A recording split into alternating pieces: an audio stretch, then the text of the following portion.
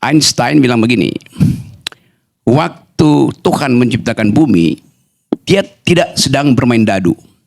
Itu kata Einstein. Tuhan tidak bermain dadu waktu menciptakan bumi. Kenapa Einstein bilang begitu? Karena dia punya formula E equals mc square itu. Bahwa benda itu setara dengan energi. Pertanyaan kita, Einstein percaya Tuhan apa enggak tuh? Apakah relasi antara Anies dan Caimin formulanya dibuat di surga? Yang kita tanya tadi, mastermind-nya siapa? Kalau Tuhan yang buat itu pasti tidak akan berubah. Tuhan pasangkan Anies dengan Caimin, berarti pasti jadi presiden. Sekarang kita tanya, siapa yang percaya Tuhan di sini?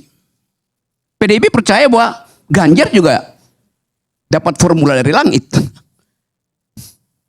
Kan Anda semua sebetulnya mempromosikan semacam optimisme yang irasional itu. Karena juga bisa hitung nanti. Ya kita berdoa aja, nggak perlu ada kotak suara kalau gitu kan.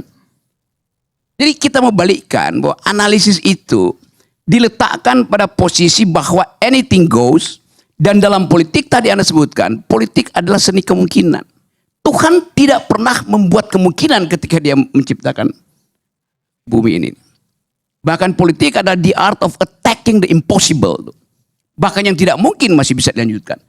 Hubungan antara Anies dan Caimin itu adalah attacking the impossible. Yang tadi Anda nggak bisa bayangkan mungkin, itu terjadi juga. Yang kemudian dirumuskan di situ sebagai pengkhianatan. Hak dari Demokrat untuk mengatakan itu. Karena Demokrat menumbuhkan harapan etis bahwa yang dimaksud dengan perubahan itu adalah jejak yang ditinggalkan oleh koalisi ini tidak boleh dihalangi oleh pertimbangan kuantitatif apapun itu. Kan call-nya Demokrat itu tinggi sekali kan, kualitatif itu. Dasarnya itu. Tetapi bagi Nasdem bukan kualitatif yang penting, tetapi kuantitatif. Karena itu pertanyaannya, Anies dipasang itu atas dasar pertimbangan kualitatif atau kuantitatif? Kuantitatif. Kan begitu kalkulasinya kan, supaya menang di Jawa Timur, maka mesti ada Caimin. Itu pertimbangan kuantitatif. Yang nggak mungkin dibantah oleh SBY itu. Kan orang bilang kalau kuantitatif memang SBY nggak ada di situ. Di Jawa Timur kecil. Tetapi pikiran SBY bukan kuantitatif, tapi kualitatif. Begitu Caimin masuk, ide perubahan itu berubah kimianya tuh. Karena dia bukan lagi antitesis. Jadi saya mau terangkan ini dari sudut pandang political ethics. Saya nggak ada urusan dengan kalian itu. Nah kita mau lihat sebetulnya itu. Saya bicara dengan BEM UI kemarin tuh. Bicara dengan BEM Muhammadiyah tuh. Semua bertanya, ini apa mainan ini sebetulnya? Yang sudah fix dengan ide perubahan. Bagi mereka ternyata perubahan itu mundur lagi. Pak Prabowo bilang koalisi Indonesia maju. Salah. Koalisi Indonesia mundur. Karena Caimin mundur dari koalisi itu. Kan logiknya begitu kan. Jadi dari awal saya perhatikan bahwa nggak ada keteguhan bagi kita untuk mengatakan bahwa kenapa ini terjadi? Karena kalian partai politik menggali sendiri lubang kubur kalian yang namanya 20% itu. Itu dasarnya. Yang dari awal 2 kali saya pergi ke Mahkamah Konstitusi, ada satu partai politik yang mau dukung itu, Demokrat dukung saya, PKS dukung. Tapi yang lain bilang, nggak perlu itu. Nah sekarang kalian masuk di dalam kedunguan sendiri. Kalau nggak ada 20%, nggak ada cawe-cawe beginian tuh. Itu dasarnya kan. Saya mau balikkan politik pada ethical imperatif itu. Karena saya nggak peduli, saya berteman dengan semua ketua partai. Anies 2 minggu lalu masih telepon saya, tadi pagi Anies masih telepon saya. Tapi bukan itu poin saya tuh. Apa apologi Anda di situ tuh? Itu intinya di situ sebetulnya tuh. Coba misalnya tuh PDIP. Tadi PDIP bilang ya tunggu aja. Kalau saya tuntut tunggu apa itu? Cawapresnya itu akan merepresentasikan wilayah secara kuantitatif atau ide. PDIP mungkin nggak begitu penting, dia udah dapat 19% itu. Tetapi kalau kita lihat bahwa ada perubahan, bahwa Anies bisa rampok suara dari Jawa Timur, PDIP cemas-cemas juga. Siapa yang akan ganti pos? Kuantitatif artinya. Kalau kuantitatif, mungkin Ridwan Kamil yang lebih pas di situ. Supaya Jawa Barat diambil oleh PDIP itu. Dari mana? Ya dirampok dari Gerindra. Nah, itu wilayah Gerindra. Tapi saya bosan hitungan begitu. Karena ini hitungan yang nggak masuk akal dari awal itu. Jadi nggak jelas fungsi dari wakil presiden itu menambah suara atau menambah kualitas ide perubahan tuh. Begitu Caimin dipasangkan pada Anies, kuantitasnya berubah, kualitasnya menurun. Itu logikanya begitu. Karena tetap orang lihat bahwa Anies akhirnya masuk di dalam pragmatisme itu. Karena kuantitatif itu. Dan itu yang terlihat pada ketergesa-gesaan Surya Paloh untuk mengucapkan poin itu. Supaya nggak hilang momentum. Karena ini berebut kuantitatif kan. Hilang momentum nanti itu. Jangan-jangan Caimin diambil oleh PDIP misalnya. Jadi berebut momentum yang isinya adalah kuantitatif. Bisa nangkap ya poin saya itu. Oke, saya skip itu sebagai satu problem yang ada di dalam masyarakat kita. Jadi kalau dikatakan apakah kalau Anies menang akan ada perubahan? Tidak. Tidak seperti yang dibayangkan waktu bersama-sama dengan Demokrat. Memang ada perubahan, tetapi kualitasnya udah berubah itu. Al-muhafadzatu, sebentar. Ini jadi jangan memaksakan seolah-olah konsep Bung Rocky itu satu konsep perubahan yang paling mutlak. Ada konsep lain dan ini menjadi pilihan kami.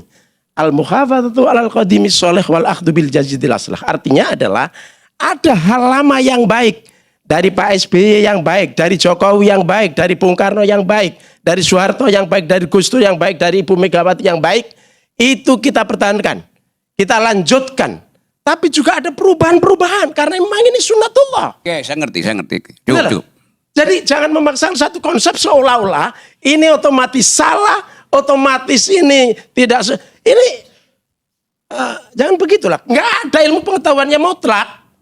Semuanya relatif. Karena itu jangan memaksakan suatu kehendak seolah-olah Bang Rocky di mana Nabi. Saya salut dengan pikiran-pikirannya, tapi ada hal-hal yang saya terkesan memaksakan seolah-olah ini kebenaran dari Rocky itu mutlak, seolah-olah itu wahyu. Tidak, relatif apa yang dibawakan itu. Anda pakai kata relatif itu. Lalu Anda kritik saya, Anda jadi absolut. Loh, Anda bilang semua relatif. Bahkan ya justru itu poin Anda juga bahwa Caimin itu mengutip semacam sejarah dari NU itu absolut apa relatif tuh? Yes. Ya udah, kalau gitu dengan ya karena itu saya mau terangkan versi ini.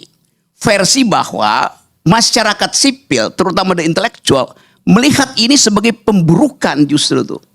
Jadi kualitas kimia yang tadinya ada di dalam molekul Anies dan PCI dan AHY, kualitas kimia itu tadinya sifatnya kohesif antara Anies dan AHY.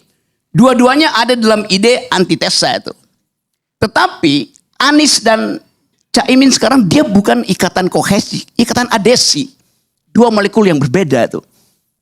Sekarang Anda mau bilang koalisinya berubah.